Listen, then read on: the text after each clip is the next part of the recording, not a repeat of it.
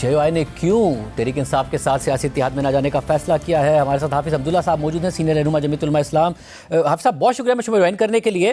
آپ کی پارٹی قیادت کی طرف سے یہ بات آئی تھی کہ تعلقات بہتر ہو رہے ہیں، مولانا نے بھی اس بات کا اظہار کیا تھا، مگر کسی سیاسی اتحاد میں نہ جانے کا فیصلہ، کیا وجہ ہے اس کی؟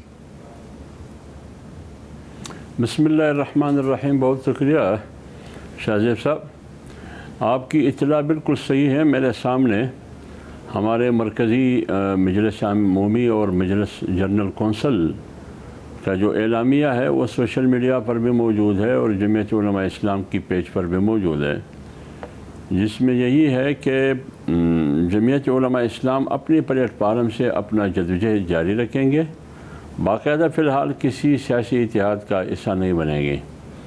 لیکن بات یہ ہے کہ آپ کو معلوم ہے کہ آج سے 3 مہینے پہلے مسلسل عمران خان صاحب کی طرف سے اسد قیصر اور اکرم راجہ وغیرہ کے تھرو مولانا صاحب کو پیغام آیا تھا کہ ہم چاہتے ہیں کہ جے او آئی اور پی ٹی آئی یا تحریک تحفظ آئین پاکستان ایک ہی پیج پر ہو، ایک الائنس کی صورت میں۔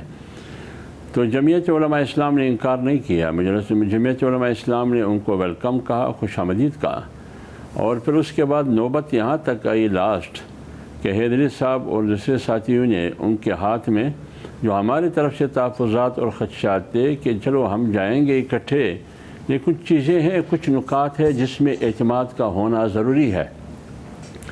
تو جب وہ دیا گیا اس کے بعد پھر میرے خیال میں وہاں سے جواب نہیں ملا، اور ہم یہ بھی کہتے رہے کہ ہم اتحاد کی طرف اس وقت جائیں گے جب ہم پارٹی کی جنرل کونسل کا فیصلہ ان سے لیں گے۔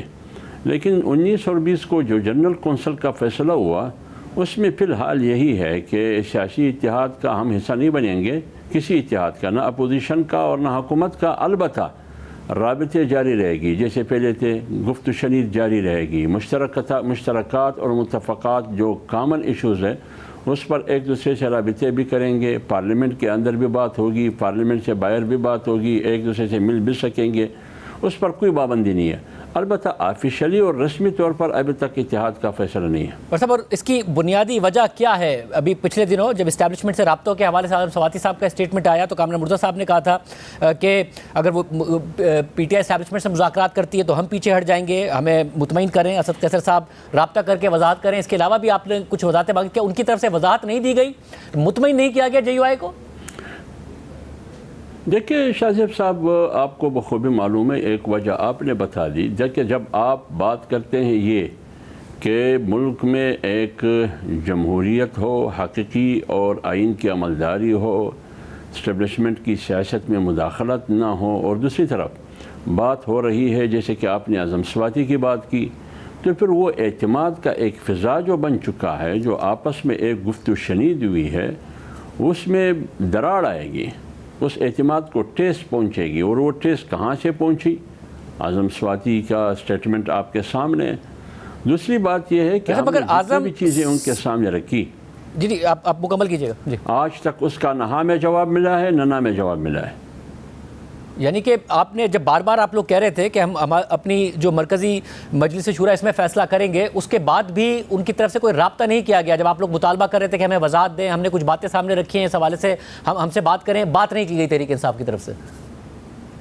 نہیں، اس کے بعد میرے خیال میں کونسل کی اجلاس کے بعد، کونسل تو 20 کو رات کو 20 اور 21 کی درمیانی شب کو ختم ہوئی، اس کے بعد تو رابطہ نہیں ہوا ہے۔ اس سے پہلے بھی جن چیزوں کا جواب دینا ضروری تھا وہ جواب نہیں دیا گیا ہے، لیکن وہ ایک الگ میٹر ہے۔ لیکن ہماری جنرل کونسل نے جو فیصلہ دیا ہے وہ آپ کے سامنے، اعلامیہ آپ کے سامنے ہے، لیکن رابطے پر بھی جاری رہے گی۔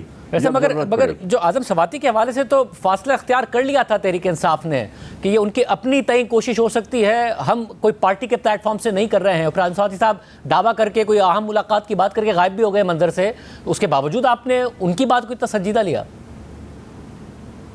نہیں، دیکھیے میں یہ بات نہیں کرتا ہوں کہ میں نے ان کی بات کو سنجیدہ لیا ہے۔ ہم نے پارٹی کی بات کو سنجیدہ لیا ہے، جو پارٹی نے جنرل کونسل میں جو انسٹرکشن دیا اور جس کا اعلان کیا گیا، جس کا اعلامیہ پوری دنیا نے دیکھا اور میڈیا پر موجود ہے، وہ نہیں ہے۔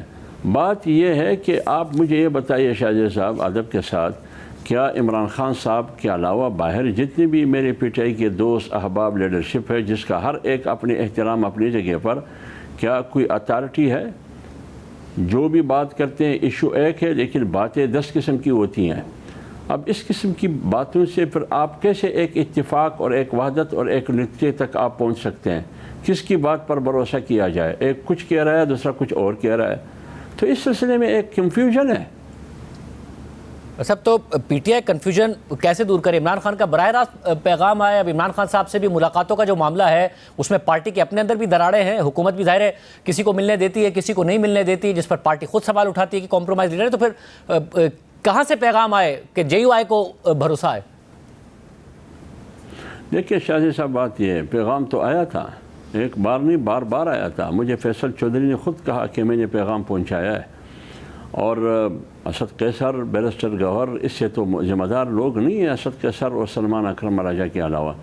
تو جب وہ پیغام لے کے آتے ہیں پھر جب واپس جاتے ہیں تو وہاں سے جواب نہیں آتا، نہ ہاں میں نہ نہ میں، تو اب اس سلسلے میں کیا جواب دے سکتا ہوں؟ اور دوسری بات یہ ہے کہ جب وہ خود آپس میں، آپ میڈیا پر سن رہے ہیں، ہم بھی سن رہے ہیں، ان کی پارٹی کا اندرونی مسئلہ ہے، اس میں اختلاف ہے، ڈویژن ہے، کسی کی کیا رائے ہے کسی کی کیا رائے، ان ایشوز پر بھی اختلاف ہے جو ان کی آپس کے ایشوز ہیں۔